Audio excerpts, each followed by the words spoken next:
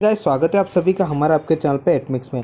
तो गाइस आज की इस वीडियो में हम बात करने वाले हैं, अगर आप एक नया पपी लेने जाते हैं तो या डॉग लेते तो आपके मन में बहुत सारे क्वेश्चन होते हैं और सही तरीके से आप डिसीजन नहीं ले पाते। उसके कारण आपको कुछ और पपी लेने की जगह पे कुछ और पपी ले लेते, फिर आगे जाके आपको थोड़ा बहुत पछतावा होता है कि मैंने ये पपी क्यों ले लिया, या फिर अभी ये डॉग मेरे बस में नहीं है, फिर मैं नहीं संभाल पा रहा हूँ, इसका प्राइस ज़्यादा है या हमारे घर में एडजस्ट नहीं हो रहा है, बेबीज़ के साथ अच्छे से नहीं हो रहा है। तो ऐसे सारे बहुत सारे प्रॉब्लम आपको फेस करनी पड़ सकती है। तो इससे पहले आप जान लीजिएगा कि आपको कौन कौन से पॉइंट्स आपको याद रखने चाहिए, उस हिसाब से आप एक अच्छी कैटेगरी के हिसाब से अच्छा डॉग लीजिएगा तो आपके लिए काफ़ी अच्छा और बेस्ट डॉग ब्रीड आपको मिलेगा। ऐसा नहीं कि मार्केट में इसके पास डॉग ब्रीड है या फिर इसके ये घर वाले ने ये बाजू वाले ने हमारे ये डॉग लाया तो आपके घर में भी वो सूट होगा, ऐसा सब कुछ होता नहीं है। क्योंकि आपके घर के हिसाब से आपके अलग अलग क्या क्या क्राइटेरिया होते हैं, उसके हिसाब से आपको एक डॉग लेना चाहिए। तो सारे क्राइटेरिया इस वीडियो में आपको बताने वाला हूँ, तो ये काफ़ी ज़्यादा इंपॉर्टेंट वीडियो होने वाली है, इसलिए लास्ट तक ज़रूर से देखना। सबसे पहला गाइस जो भी क्राइटेरिया होते हैं सबसे उसमें अहम जो भूमिका होती है वो है प्राइस की, कि पैसे कि डॉग का प्राइस क्या है। ऐसा नहीं कि डॉग तो शुरुआत में जैसे 5,000 से चालू होकर 50,000 तक भी जाता है और 5 लाख तक भी जाता है, बट आपका बजट कितना है। कोई कोई लोग क्या करते हैं, बाहर से पैसे ला के डॉग ब्रीड लेते हैं, कोई कोई लोग अभी डॉग शॉप वाले EMI पे भी देने लग गए, कोई कोई क्या करते हैं कि पैसा कहीं बाहर से और निकालते फिर डॉग के ऊपर खर्च करते हैं। बट ऐसा आपको बिल्कुल भी नहीं करना चाहिए। आपका बजट ध्यान रखना है आपको कि आपका बजट कितना है। आपका बजट जैसे 15,000 है, 20,000 है या फिर 25,000 है, उस हिसाब से उस अंडर में आने वाले पपीज़ को आपको सिलेक्ट करना है। ऐसा नहीं कि अगर आपका बजट 15,000 और आप साइबेरियन हस्की लेने की सोच रहे हो तो उसमें क्या होगा, साइबेरियन हस्की का जो कॉस्ट होता है काफ़ी ज़्यादा बढ़ जाता है, उसका खर्चा भी आगे बहुत ज़्यादा आता है, वो भी आपको ध्यान रखना है। सिर्फ ऐसा नहीं कि आपने डॉग ले लिया और आपका सारा खर्चा ख़त्म हो गया, आपको रुपया भी आगे नहीं निकालना, तो ये आपकी गलतफहमी होगी। आगे बहुत सारे डॉग के ऊपर खर्चा आता है, मैं आपको स्टेप बाय स्टेप आपको बताने वाला हूँ।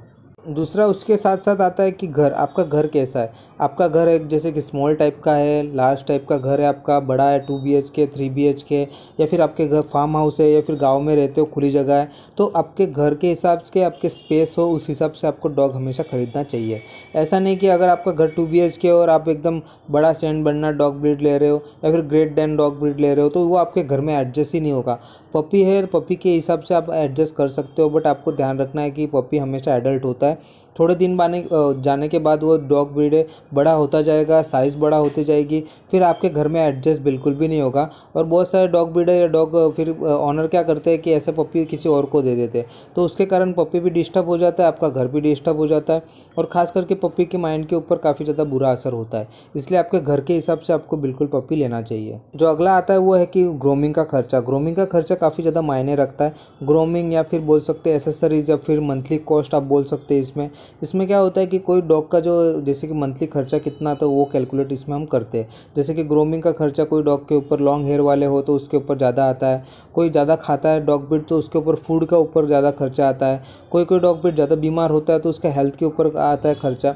तो उस कैटेगरी उस क्राइटेरिया को आपको ध्यान रखना है कि कोई डॉग जो ब्रीड आप ले रहे हो तो मीडियम टू लार्ज टाइप का हो तो ज़्यादा खाना खा सकता है, स्मॉल टाइप का हो तो वो कम खाना खा सकता है, उसके ऊपर ग्रूमिंग का खर्चा कम आता है, बाकी सारे एसेसरीज़ का खर्चा कम आता है। तो आपकी जो मंथली सैलरी आ रही है उसके हिसाब से आप जो है डॉग का मंथली खर्चा आराम से निकाल पाओगे और आपके हाथ में थोड़ा बहुत पैसा बचेगा, तो उस हिसाब से आपको डॉग खरीदना चाहिए। गाइस इसमें जो मेन पॉइंट आता है वो है कि आपके घर में अगर छोटे बच्चे हैं तो आपको वो सब कुछ ध्यान देना पड़ सकता है। क्योंकि अगर छोटे बच्चे में कोई कोई डॉग एडजस्ट हो जाते हैं और कोई कोई डॉग एडजस्ट नहीं होते तो काफ़ी ज़्यादा दिक्कत या प्रॉब्लम आती है। तो आपके घर में जो फ्रेंडली हो या फिर आपके घर में जो बेबीज़ हो उनको प्रोटेक्शन के लिए चाहिए तो उस टाइप्स के आप डॉग ब्रीड ले सकते हैं। और उसमें अलग अलग कैटेगरी आती है। जैसे कि अगर आपको फ्रेंडली डॉग चाहिए तो फ्रेंडली टाइप में आपको बहुत सारे लैब्राडोर आएंगे, बीगल डॉग ब्रीड आएगा, पग आएगा, गोल्डन रिट्रीवर आएगा। आपको जैसे कि वॉच डॉग चाहिए तो उसमें डॉबरमैन आ सकता है, बॉक्सर आ सकता है, ऐसे सारे आते हैं। और अगर आपको गार्ड डॉग चाहिए तो रोटवाइलर, जर्मन शेफर्ड, डॉबरमैन। और अगर इंडियन वेदर में रहते हो तो Indian spitz, Pomeranian dog breed. India में ऐसे बहुत सारे ऐसे डॉग ब्रीड है जो भी आपको आसानी से मिल जाएंगे। और आपको कैटेगरी में बहुत सारे डॉग्स रहेंगे जो लार्ज टाइप के होंगे या फिर स्मॉल टाइप के होंगे या मीडियम टू लार्ज टाइप के होंगे। तो आपकी नीड्स समझिएगा कि आपको किस हिसाब से चाहिए। किसी और ने वो डॉग ब्रीड लिया इसलिए मैं वो डॉग ब्रीड लूँ, इसी हिसाब से आपको बिल्कुल भी नहीं लेना चाहिए।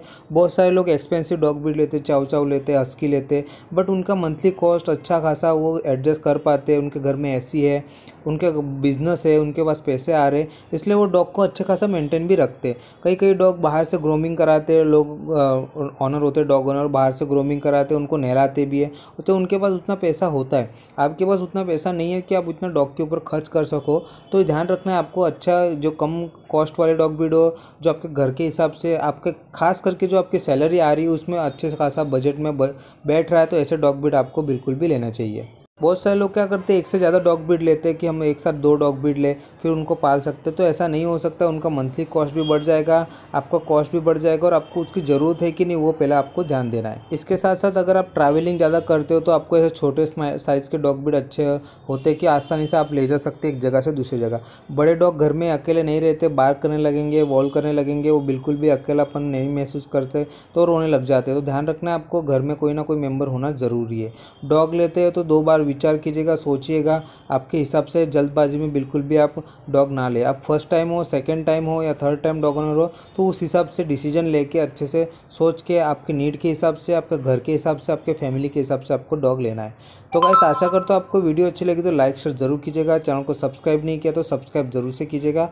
आशा करता हूँ आपको जो भी डाउट्स है वो सारे क्लियर होंगे, कुछ नहीं तो आप कमेंट सेक्शन में मुझे पूछ सकते हो।